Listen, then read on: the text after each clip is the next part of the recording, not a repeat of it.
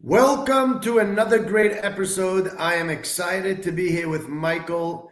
Michael will take a minute to introduce himself and explain to the audience what it is that he does. I have to just start off that I met Michael at a seminar or a business networking event. So, for whatever value this brings to the audience, understand that it came from a great conversation at a networking event. So, whatever that's worth to you, if you do enjoy going to network events or you don't, let's move into it. So, Michael, introduce yourself, tell the audience what you do, because you told me already what you do and we met in person, and share your wisdom. Yeah, thank you so much for having me on.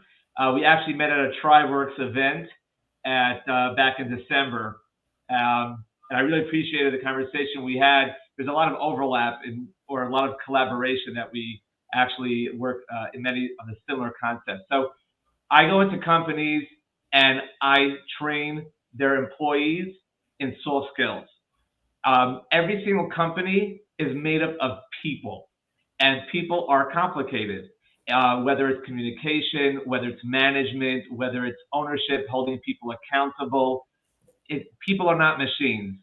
And many companies start small and they start growing and growing and they hire more and more people. And then they start elevating people who've been there since the beginning, but they never get management training or people skills, what we call the soft skills of working with one another. So whether it's entry level, whether it's C level, I give trainings in terms of very practical skills that are all the soft skills that are necessary in today's work environment. Excellent. And I want to put a little emphasis because I did go onto your website and I was very, very amazed and impressed to see the companies that you have worked with. So kudos for you.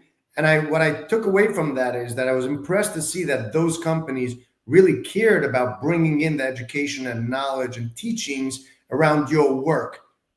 However, with that being said, I'd like to go to those soft skills. List me the 5 most common soft skills that are lacking in areas where people are working in a business for 10 plus years and they get elevated to a managerial role or a C-suite or the executive part of it.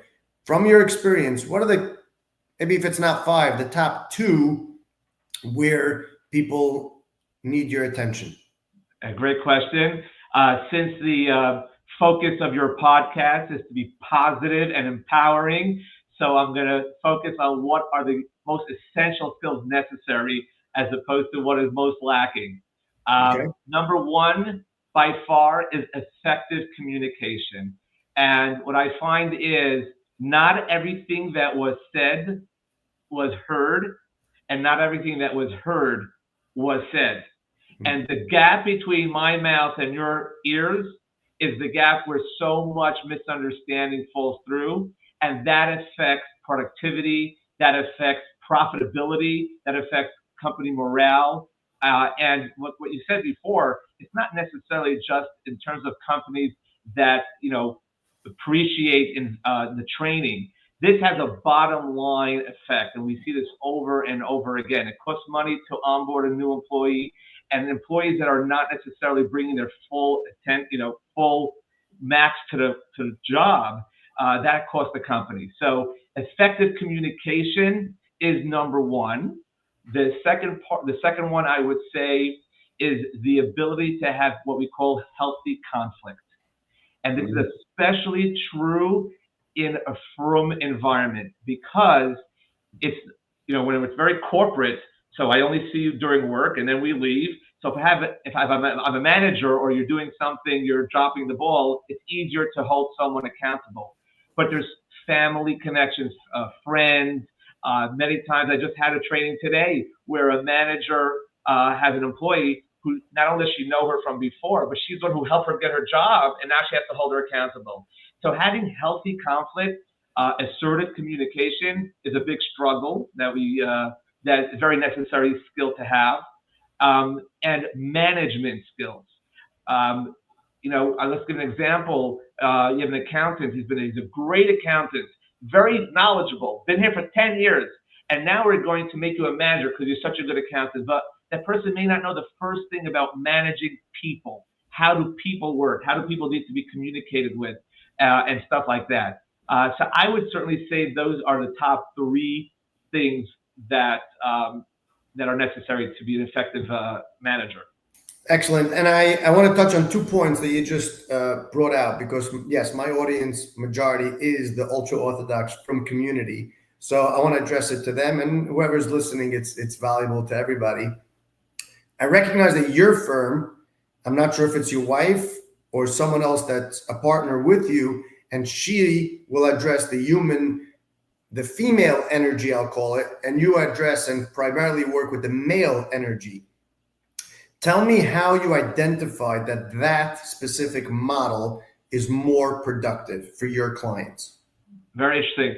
So yeah, in all transparency, it is my wife, and we do work together. We are a husband and wife team. We don't actually train side by side. We're not a duet. So depending on the client, who's a better fit. To answer your question, there's no one size fits all.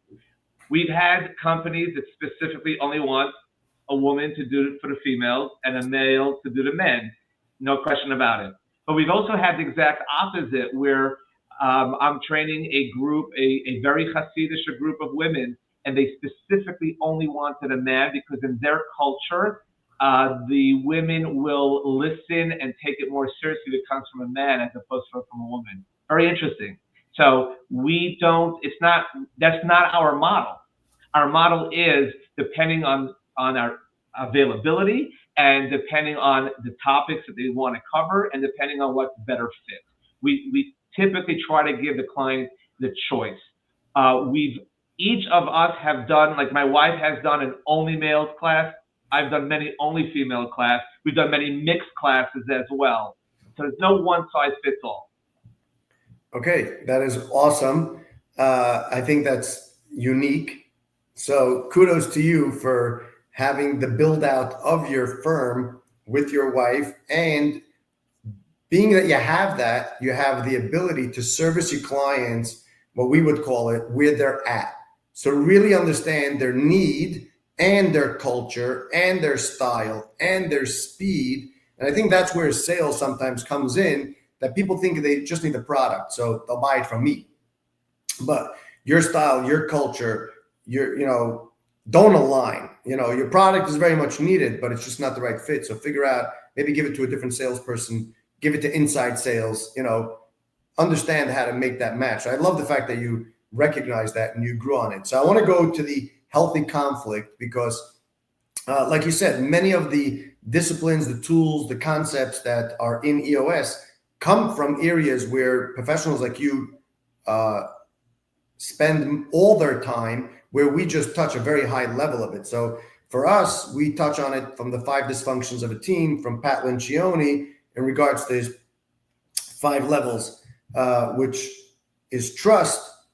And one of them is all about the healthy conflict. So I want to touch another minute or two in regards to, tell me areas of healthy conflict versus toxic or chaos or non-conscious, I call it, like unintentional. Okay, because those are all the opposites in regards to the healthy. So talk about the healthy. What does it look like for, give some examples, but like in like 30-second, quick answers. Yeah. So one area where this comes up a lot is where we have senior management. They are too scared of and afraid of the CEO, their boss. So holding accountable and healthy conflict is not just from management level down, it's also from wherever you're at and go up. So I'm dealing with a company right now where the CEO he has real communication issues. He has real management challenges, and he's also very indecisive. So he leaves a lot of things unknown, and no one else knows how to operate. But people are too afraid of their job to confront him. Now, these are his top people.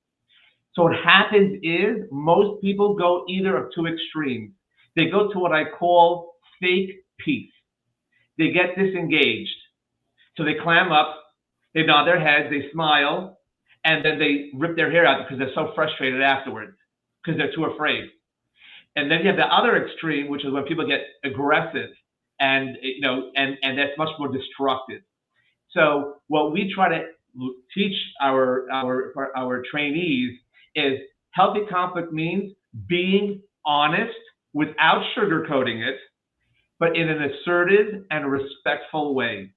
And I need to know where my responsibility is to communicate clearly that something you asked me to do is not working, or you're not giving me enough direction or information, and bring that back up to whoever it might be. So I'll say something very bold. It's not my job as an employee to make my boss happy. It's my job to fulfill my roles and responsibilities. And that's a mindset shift. It's being willing to go through that discomfort of telling my boss it's not all rosy and the ball's in your hands. And if you don't give me clarity or make a decision, or if you continue this kind of dysfunctional kind of a communication, then you're going to get less than ideal product. It has to be done in an assertive way, but it has to be done in a respectful way. So we do a lot of role playing as well. We bring up like the real issues in the class, because if we can't talk about it in the class, there's no way you're going to talk about it outside. Awesome. I love it. One of the areas of healthy conflict, I'll just drop it over here for people, like a mindset that you said, is go into a conversation with the attitude of a debate versus a argument, or a high expectation. If you go into a discussion with someone with a high expectation, you're probably going to end up with non-healthy conflict through that discussion. But if you go into it with that attitude of a debate, then there's a give and take, there's a willingness, there's an understanding, and how you could, meet that gap, let's call it, and walk out really, really fulfilled, which we know from Pat Lencioni. Then comes the accountability, because now there's clarity. You can actually hold someone accountable. So with that being said, that comes to an end of our short podcast. I have 2 rapid fire questions. How long have you been doing this for? In different manners, I've been doing this for over 15 years. Wow. As part of WurkFit, we've been doing this for 5 years. Beautiful, beautiful. And last question, what was the best book that you read that got you to where you are today? It's called The Book of Common Sense, but common sense is not commonly practiced. Who's the author? That's your book. I'm talking about a book that someone can go buy out there. Yes, no, and I appreciate something you said before. We're not textbook by the law. This is something that has to be customized, and it's all. I know we're running out over here.